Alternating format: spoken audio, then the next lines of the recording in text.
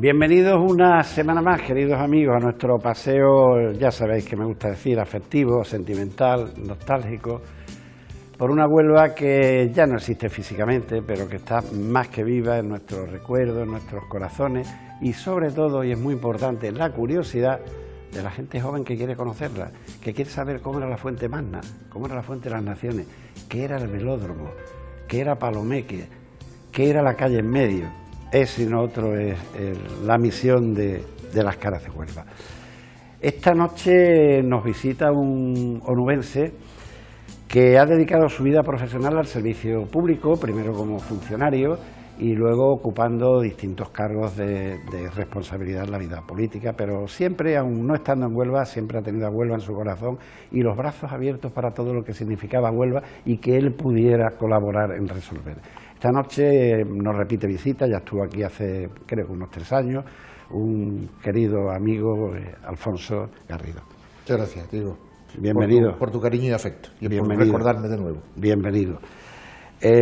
Yo te dije la otra vez que viniste y te lo repito ahora, ya te conozco más, te he tratado más, que te incluyo en ese apartado que yo digo de políticos de cara amable y brazos abiertos, porque los políticos generalmente en la imagen televisiva está sonriente, pero en la particular están muy crispados. Yo creo que hay una definición que hizo un comentarista político, un analista político norteamericano, que decía que un político era un señor que daba muchos besos a los niños y a las viejas en las campañas electorales y luego se les olvidaba.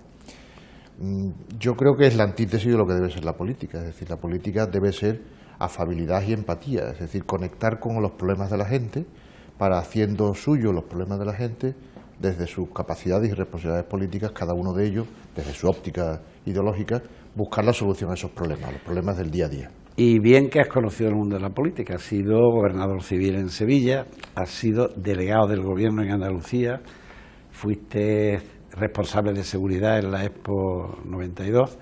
Me acuerdo que la otra vez, hace 2, 3 años, cuando viniste, te dije, no dormirías, y me dijiste, no dormí antes, durante la Expo, estaba tan cansado que dormía perfectamente todas las noches. Yo empecé a dormir de verdad el 12 de octubre del 92 a las 12 de la noche, que recuerdo que el rey me llama, cuando estaba terminando la clausura en el pabellón de España, en la terraza que daba al lago de España, y me dice, yo sé de 2 que esta noche vamos a dormir tranquilos. Uno soy yo y creo que el otro eres tú. Y efectivamente, fue una liberación del el estar siempre pendiente de qué puede ocurrir, qué puede pasar. Felizmente conseguimos que la impronta, el eslogan que pusimos para el plan de seguridad, que era una cosa muy gráfica, muy nuestra, muy andaluza, era tengamos la fiesta en paz, conseguimos tenerla.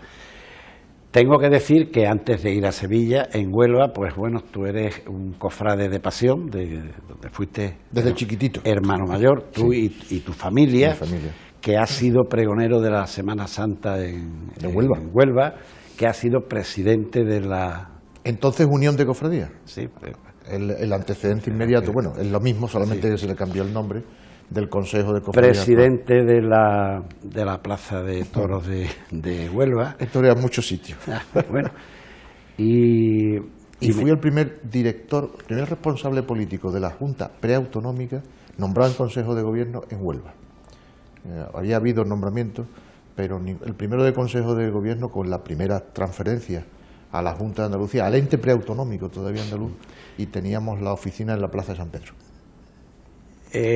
Tienes muchos recuerdos, pero me impactó la vez anterior que estuviste aquí, que me dijiste, Diego, muchos recuerdos, pero uno que no se me va a olvidar nunca, las 30 y tantas banderas de ataúdes en los años de plomo de ETA, que tuve que coger y entregárselo a la familia en los entierros. Y se me corta la voz cuando recuerdo cada una de esas 33 banderas nacionales que habían estado tapando otros tantos féretros, víctimas de ETA, muertos en el País Vasco, muertos en Andalucía, básicamente sobre todo el País Vasco, en un desgarro personal que yo lo llevaré conmigo para siempre. Es decir, nunca podré desprenderme de lo que supuso aquellos desgarros. Es que cuando estuviste aquí me sorprendí. Hablamos de recuerdos, hablemos de condecoraciones, que bueno, condecoraciones, el día que hagamos otro programa para hablar de condecoraciones. ¿No?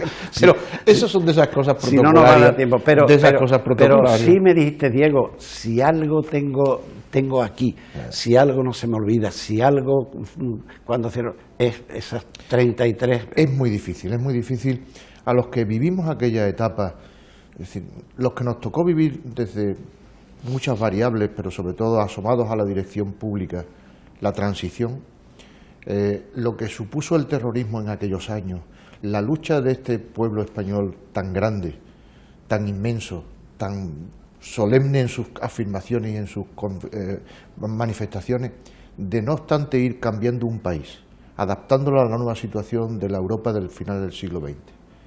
Con esa lacra del terrorismo, el terrorismo no solo de ETA, que teníamos Grapo, que teníamos Terra Iura, que teníamos al ejército guerrilleiro do Povo Galego Ceibe, que por ejemplo voló la casa de Fraga, teníamos los coletazos internacionales que nos daban la Baader-Meinhof, las Brigate Rosse italianas, y el incipiente entonces en aquellos años, el terrorismo islámico, muy desconocido, con el GIA y el GIS, que nacieron en Argelia, y lo que posteriormente fue Al-Qaeda, es decir, lo que supuso aquello, pero sobre todo ETA, y lo que tú decías, esas 33 víctimas de terrorismo, donde cuando venían del País Vasco, y aquí los recibían, porque del País Vasco venía la viuda, el padre, 2, 3 familiares, en un aviocar 212 de construcción aeronáutica del ejército, que era el que hacía aquel traslado horroroso, después de lo que eran aquellos vergonzantes entierros en el País Vasco, donde incluso el clero no se entregaba en sus homilías y en sus comportamientos al dolor de aquellas familias. Cuando llegaban al aeropuerto, normalmente Sevilla o Granada o Málaga, con aquellos féretros, y estaba aquí la familia local del pueblo, de la ciudad, de donde procedía aquella víctima del terrorismo sin razón, eso es inenarrable, eso es inenarrable. Por eso cuando muchas veces yo lo comprendo, es decir, hay gente en la vida política que sigue haciendo carne en la política sobre lo que fueron las víctimas del terrorismo. Deplorable. Quien sigue creyendo que todavía felizmente no ha desaparecido ETA. Deplorable. Quienes han olvidado que existió ETA. Deplorable. A esa última afirmación añado yo muy deplorable.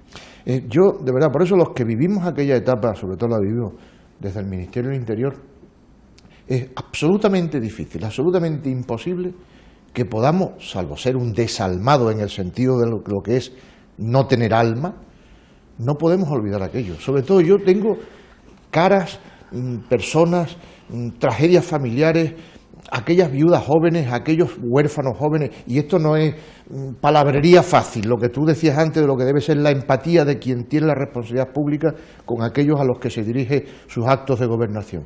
Imposible de olvidar. Yo para mí lo tengo escrito, no para publicar, porque no tendría sentido publicarlo, es decir, lo he escrito para mí, para mis hijos, para mi familia, para que no se olvide, para que siempre haya un actor de la transmisión de lo que fueron los sentimientos de aquellos tiempos. Yo, de verdad, inenarrable.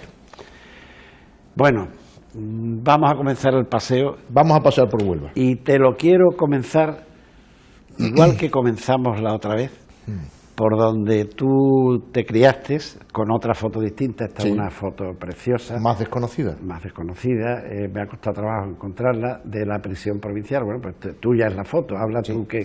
Bueno, esta era la entrada, después de lo que habitualmente conocemos los onubenses, que es la cárcel de Subaya y como mucho el cuerpo de guardia y los edificios de la Dirección de Administración que daban a la carretera de Sevilla, Federico Molina después. Este es el patio principal de entrada. A partir de ahí se salía un gran patio central en cuyo derredor discurrían las galerías. La prisión yo creo que es uno de los grandes retos que tiene Huelva pendiente de qué hacer con ella. Felizmente ya es municipal. Creo que recientemente ya hay algún proyecto municipal. verdaderamente es un sitio magnífico, pero es precisamente grandísimo, con lo cual darle contenido, ahí cabe lo que queramos hacer, ahí puede ser un gran centro de barrio, una gran oficina municipal, una galería comercial, una galería de exposiciones, un centro cultural. Es el prototipo de sitio donde se pueden hacer dotaciones del sector terciario y dotaciones públicas, no solamente para una barriada con la población que tiene ya esta zona de Huelva, ¿no?, sino para nivel ciudad. Y fue un edificio visionario, porque es de 1930, el arquitecto Aranguren. Eso es, un edificio sólido. Bueno, a los hechos nos remitimos, con los años de abandono que lleva, el edificio mantiene, sobre todo en lo que son la cimentación, pilares, cubiertas. Las cubiertas han perdido el tejado, pero lo que es el soporte de las cubiertas se mantiene. Para mí era, bueno, para la imagen de mi casa, es decir, mi casa daba mirando ahí a la derecha, es decir, la calle Manuel María Carrasco, justo donde en la esquina estaba el busto de José Antonio, que daba nombre a la barriada, que después se colocó frente al instituto, subiendo la cuesta, a la derecha, al lado de donde estaba la delegación de la sección femenina. Sí. Luego, posteriormente, Delegación de Cultura. Luego, José Antonio ha sido una impronta. Creo que allí el busto que está ahora es el de Diego Díaz Hierro. Sí, allí pusieron después, no sé si tuvieron el detalle de haber quitado hasta la hornacina, el pedestal donde estaba, ¿no? Pero ese fue el busto que allí, bueno, me acuerdo que era, bueno, pues en mi paisaje diario de pequeño de jugar por allí. Bueno, y cuando tú, porque estuviste en el Ayuntamiento de Huelva como funcionario de carrera, y cuando venías bien en el autobús, bien caminando, podemos cambiar la fotografía y podemos ver el inicio de la desaparición de la calle en medio y la casa de la Santísima Trinidad o Brasil y la Gran Vía, la apertura de la Gran Vía. ¿Qué gran momento fue este, Alfonso? Yo creo que hay dos obras en Huelva, en el urbanismo de Huelva, de esa época, que son dos grandes diseños de la época ya incluso del plan general de Alejandro Herrero. Esto es anterior incluso, creo recordar. Sí, esto es anterior al plan de Alejandro Herrero. Que fue la penetración del eje desde el polígono San Sebastián, la actual entrada a Huelva. Pocas ciudades tienen una entrada como la que tiene Huelva, ¿eh? Y felizmente ya un poquito adecentada, porque durante demasiados años se hizo, pero no se cultivó lo suficiente para que tuviese la entrada de una ciudad como le corresponde a Huelva. Y la otra operación urbanística fue esta, es decir, la calle en medio desaparecida, el retranqueo de la valla del edificio donde ahora mismo estamos, desaparición de los dragos. Tienen que saber la gente joven que este edificio donde estamos nosotros ahora, que la valla está casi pegando a la entrada, bueno, ya no hay valla, que esa valla llegaba prácticamente a donde está el monumento de la Virgen del Rocío. Exacto. Y que ahí estaban los dragos. Sí, esas palmeras que vemos a la izquierda estaban dentro del recinto de la Casa Colón, efectivamente, que es lo que se ha mantenido. Y ahí falta, bueno, pues detrás de la alambreta, que creo que es una alambreta la que viene ahí, está el actual edificio Carabela Santa María, que es de Eleuterio Población, un gran arquitecto de Huelva, y a la izquierda estará el edificio Yáñez Pinzón, me parece que es el edificio de Antón. Y la taberna de las 8 horas. Y la taberna de las 8 horas. Y a la derecha, detrás de la valla, donde estaba el Brasil, pues está el edificio Parque América. Yo es que esa zona, yo nací en la calle Verdigón, claro, y viví 23 años en la calle Verdigón, con lo cual eso para mí era muy... Lo que para mí era la cárcel. Efectivamente. Nuestro paisaje urbano inmediato. Bueno, pues mira, muy cerca de aquí, esta foto es de un querido amigo, Antonio Laoz, historiador del recreativo, historiador de... Fíjate qué foto más curiosa. Es el velódromo. El velódromo con unos helicópteros de unas maniobras que hizo la Marina. Sí, ahí se ven los dos marineros. Y la casa... Y tres policías de gris, tres policías armados. Y detrás de los policías estaba la casa del guarda, que hace muchos años, cuando yo pequeño, se llamaba Cipriano, y tenía una puntería con las piedras tremenda. Y luego el guarda del velódromo tenía que tener estuvo Gallardo, porque los hijos jugaron con nosotros en el Veracruz, era la familia Gallardo, pero Cipriano tenía una mala uva y una buena puntería tremenda. De ahí se ve todavía la valla del velódromo, esto ya es la última etapa del velódromo ya desfutbolizado, digamos. Sí, porque se jugó después del recreativo, se jugó muchos años hasta que hubo una prueba hípica. Hombre, un certamen, yo creo que fue lo último que se hizo. Lo último, ya después prueba hípica nos prohibieron jugar al fútbol. Con colombinas. Ahí jugábamos los campeonatos juveniles, el campeonato nacional juveniles, y a partir de ahí, a partir de eso ya...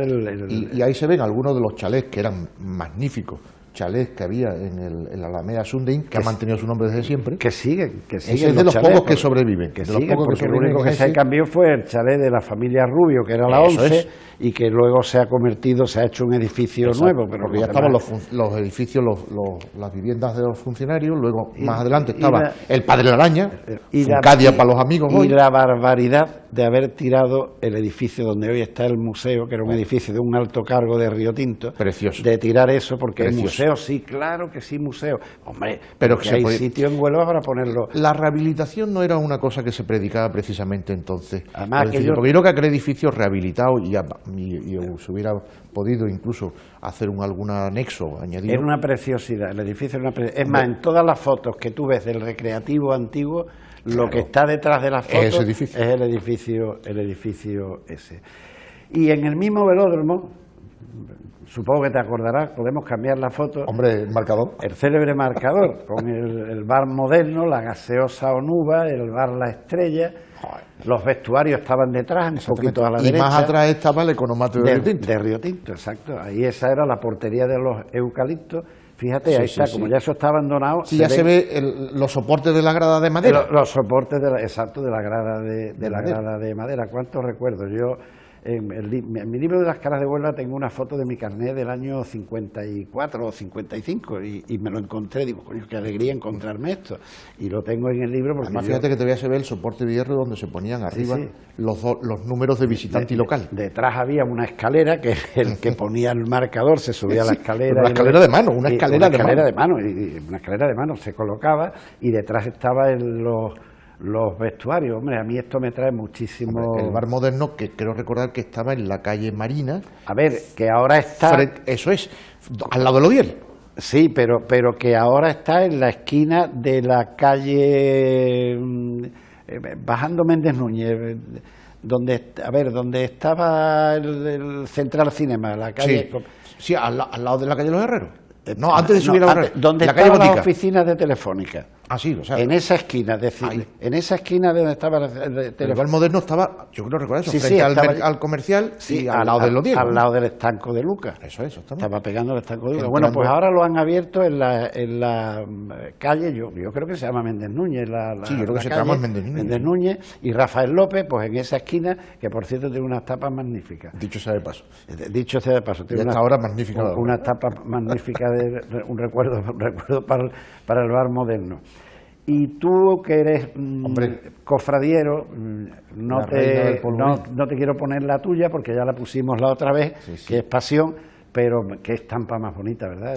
Hombre, y además enmarcado con el cartel del barrio Reina Victoria, el barrio obrero.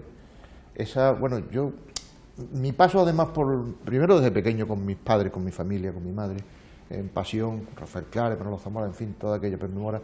Pero luego también el paso por la Unión de Cofradías, primero de secretario y vicepresidente con Manolo Castillo y luego de presidente, pues la verdad es que era una relación con todas las hermandades de Huelva.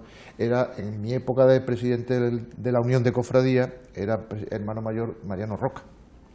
Todavía andaba por allí también Paco Moniz. Mariano Roca, que no sé si en ese momento ya vivía en estos pisos del ayuntamiento que hemos visto detrás del velódromo. Creo que sí, que vivía. Su hijo era compañero mío de colegio, Mariano también. Y yo tenía en mi curso de los maristas a un irredento cofrade de la Victoria, Miguel Rodríguez Peguero, de gratísimo recuerdo para mí de aquella época de mis hermandades de Huelva. Aclaremos, porque siempre surge la que es el barrio inglés, pero que esa Reina Victoria no es inglesa. No. En contra de lo que la gente cree. Por eso lo digo, en contra de lo que la gente cree. Esta es la Reina Victoria española. Sí, señor, Victoria Eugenia. Victoria Eugenia, efectivamente.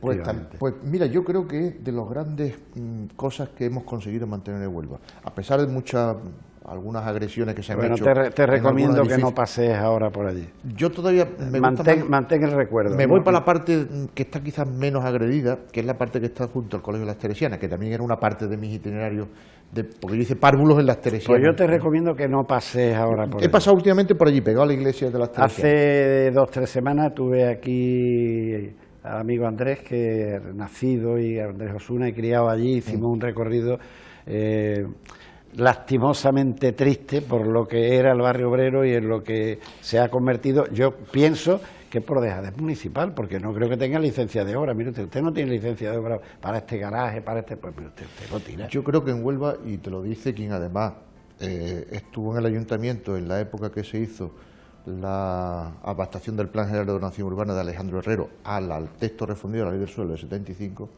en Huelva cometimos un delito de lesa patria chica, de no saber respetar el urbanismo del casco antiguo en particular, ¿no? Es decir, hay cascos antiguos de Andalucía que podían ser muy similares al de Huelva, como es el casco antiguo de Almería, que se ha conseguido mantener. Esos azulejos vidriados en fachada en Huelva se han perdido. Y mira que daba gusto, en la zona del casco viejo, cuántas fachadas de azulejo vidriado había en Huelva. Mira, ahora todas las semanas estamos trayendo unos comercios. Esta foto es de la calle Concepción, como estás viendo, ahí tenemos Fotobay. Sí. Y un poquito más adelante tenemos el Bar Nube y el Calzados Leo. ¿Cómo te puedes imaginar que había 5 casas de fotografía? Monís. Tú entrabas por la derecha, estaba Álvarez. Foto Álvarez la primera. La primera, luego seguía y estaba Cano, que estaba en los altos del palacio, en los altos del siglo. Frente estaba Fotobáez, donde hubo una foto mía con un gatito durante años puesta.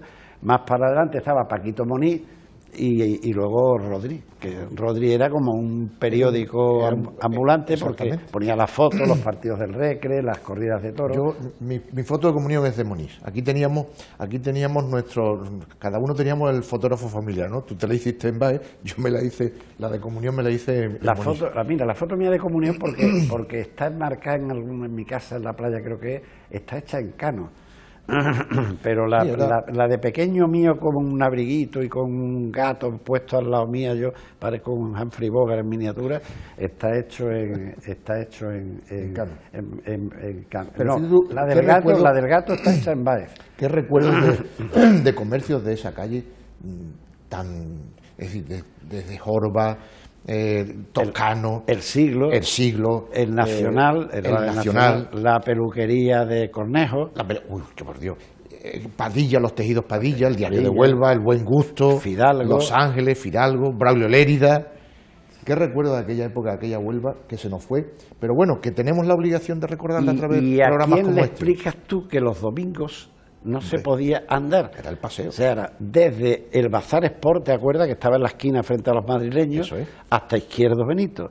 Y vuelta. Que era la calle Concepción, a pesar de los dos nombres, la calle Concepción era los dos tramos. Lo tengo puesto aquí. Digo, se ha llamado que si Palacio, Joaquín Costa, Calvo Sotelo... Como quiera, Concepción. Para nosotros, la calle Concha, que decíamos la calle Concha, los más espabilados. Eso era para los amigos nada más. Desde el Bazar Sport... Eso es. Hasta Izquierdo Benito y la iglesia. Donde ya empezaba por este lado la calle Botica, por el otro lado, y por este lado la calle 18 de Julio.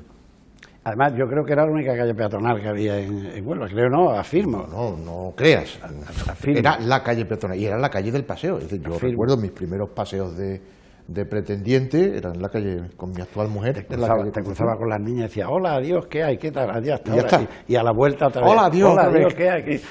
La leyenda urbana que si la niña que tú le decías algo te gustaba se ponía en el pico porque las niñas iban cogidas del brazo y si no querían ni verte se ponían en medio. Ya era un mensaje recibido. Subliminal. Subliminal no, era directo. Directísimo. Bueno, pues cambiamos la fotografía. Hombre. Y bueno, tú has sido presidente de la Plaza de Toros, pero ¿qué imagen esta con la imagen actual, Alfonso? Hombre, nada que ver, esto desde el Cabezo, del tendido de los Sastres.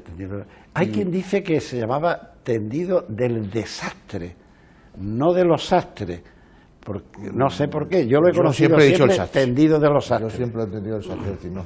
Luego además, hombre, la historia de la afición a los toros en Huelva pasa necesaria e inequívocamente por esta plaza, porque el momento ocasional de desastre, ese sí que fue de desastre, además desastre arquitectónico de ruina, de la Monumental en los campos en la marisma, donde después se puso el recinto colombino, o al mismo tiempo que se puso el recinto colombino, pues la plaza de toros de Huelva es esta es la plaza de toros, la Merced.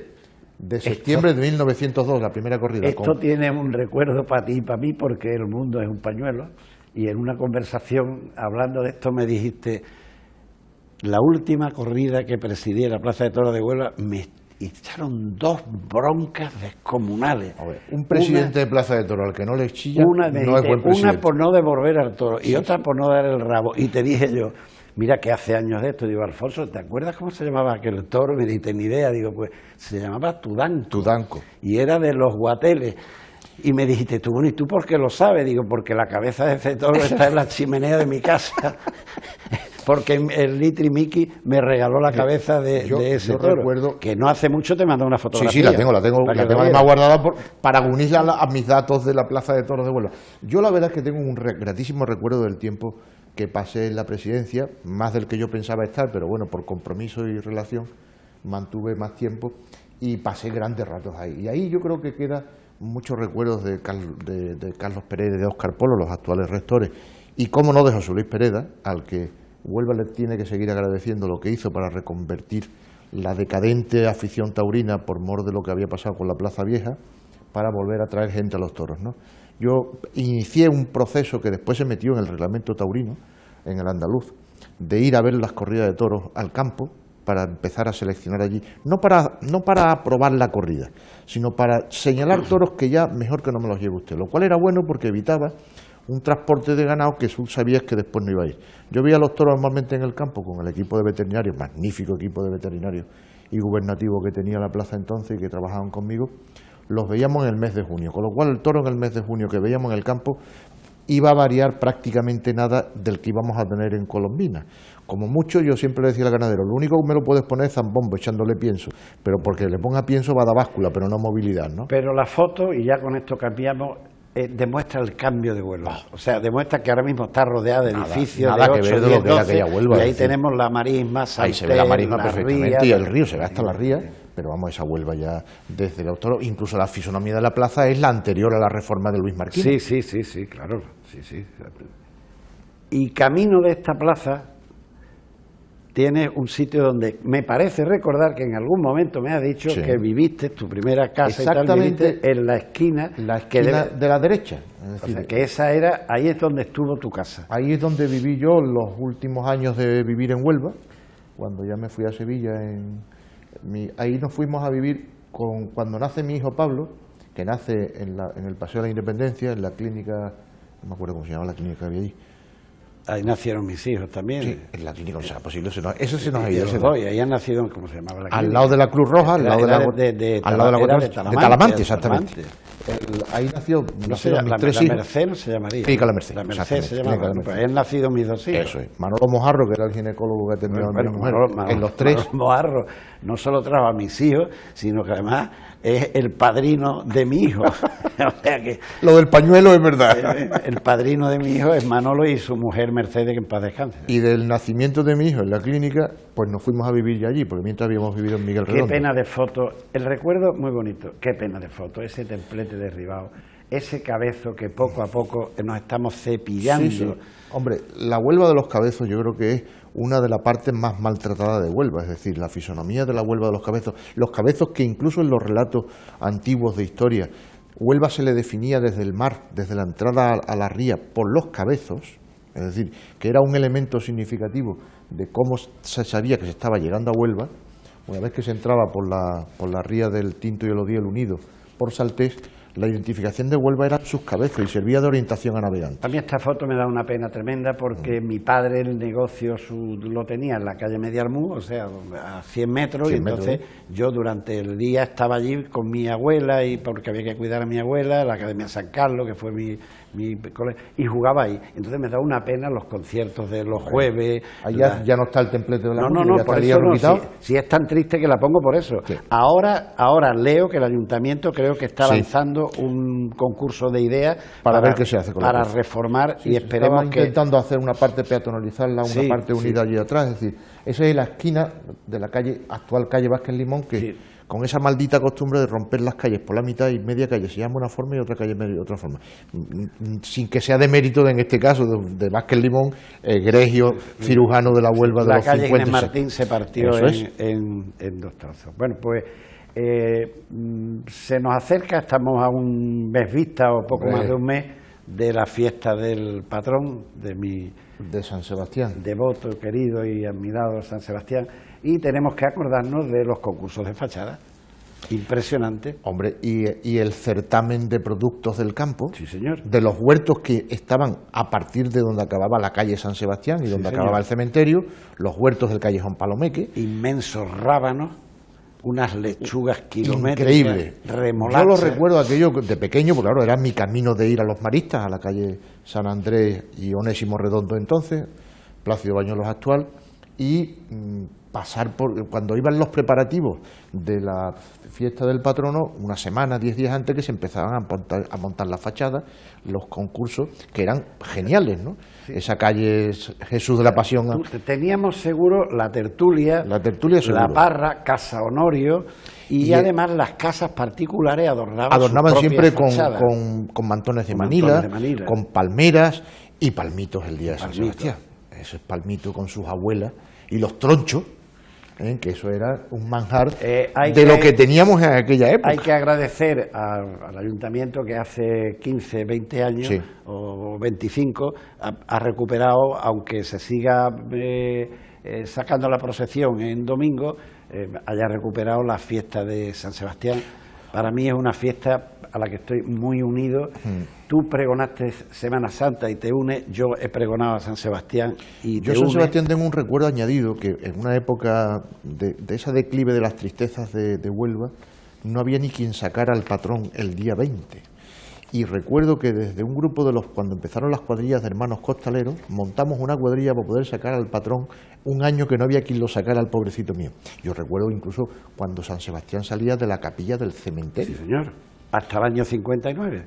Pues yo lo recuerdo muy niño, pero lo recuerdo de ir a Estaba ver. San Sebastián guardado dentro de una caja de embalaje Eso, exactamente. hasta que el ínclito don José Muñoz, que fue quien me bautizó, Párroco de San Pedro, no, coadjutor de San Pedro. organizaba la procesión para traerlo la tarde anterior hasta San Pedro y el día 20 exactamente. salía de San Pedro para devolverlo. José Muñoz, otra que vez. era el director espiritual de mi hermandad de pasión de toda la vida, que tenía una amiga en la cuesta de... Era una bicoca como confesor. Sí, era estupendo. Porque No te preguntaba ni te decía nada. preguntaban, 3 Padres Nuestros y ya fui. y hasta luego, Lucas.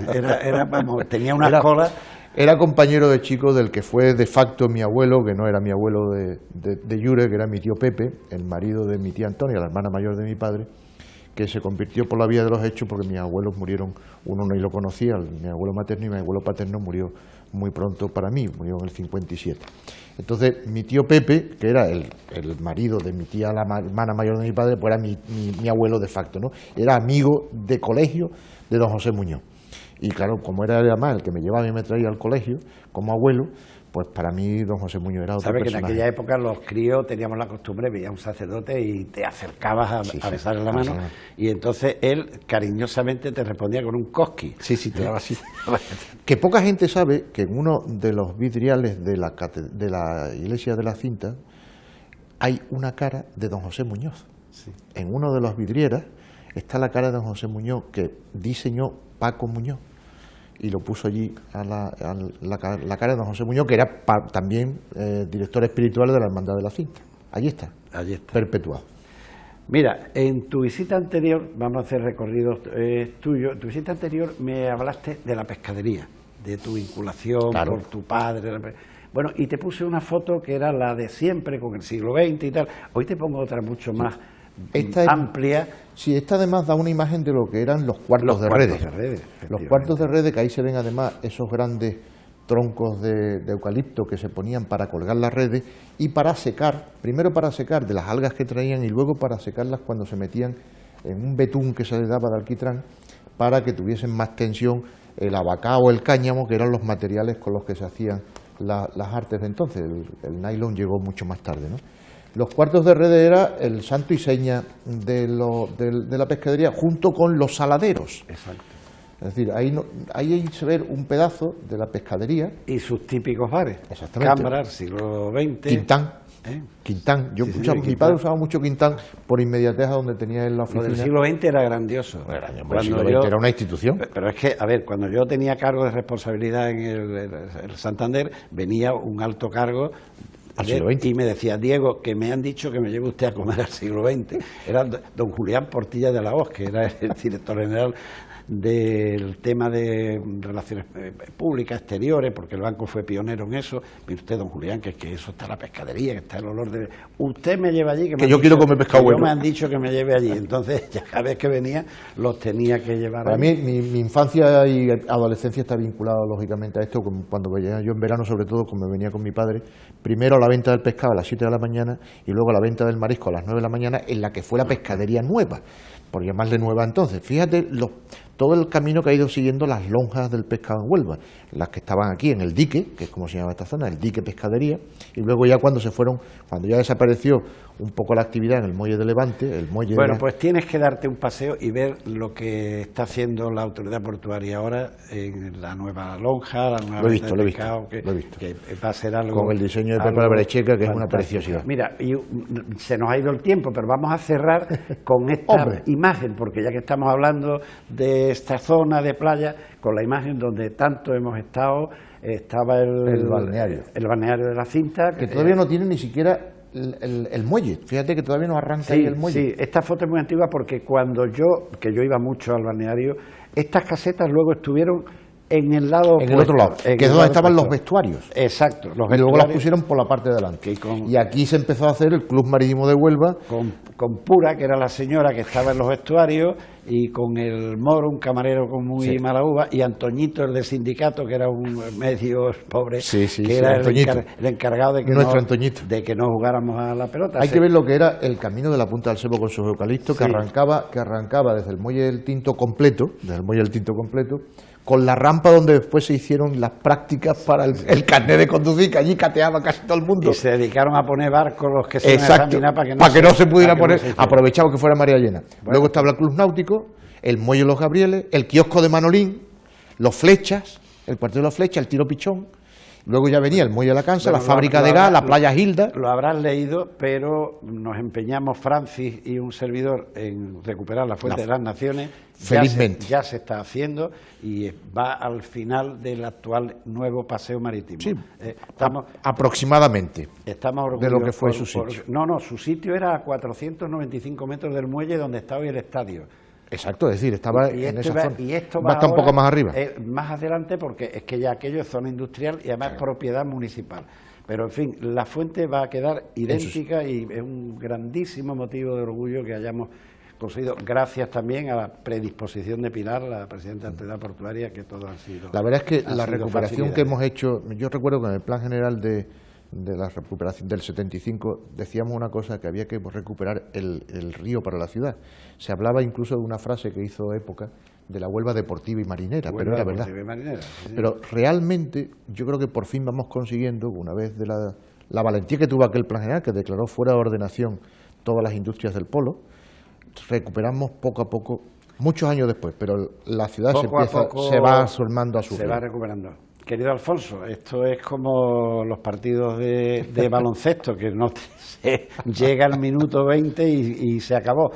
Ha sido un auténtico placer, te agradezco mucho que hayas venido desde Sevilla expresamente para visitarnos en las Calas de Huelva. Para mí es una satisfacción, sabes la estima que te tengo como persona, como onubense. Recíproco. Y gracias por darme la oportunidad de recordar contigo lo que creo que tenemos que hacer nuestra generación. Y que sepas que tu programa anterior está en el top de los programas más vistos en los 12 años que lleva este programa. Vaya. No has podido luchar con Perlitas de Huelva porque, hombre, también hay que comprenderlo. A ver quién la quita, pero vamos, que estás entre los más vistos. Muy bien, me alegro de que... Para mí es una satisfacción porque yo soy uno de esos onubenses exiliados, pero vamos, exiliados aquí al lado, y además en la parte de Sevilla más próxima para acá. Yo vivo en Bormuja para estar más cerca de Huelva.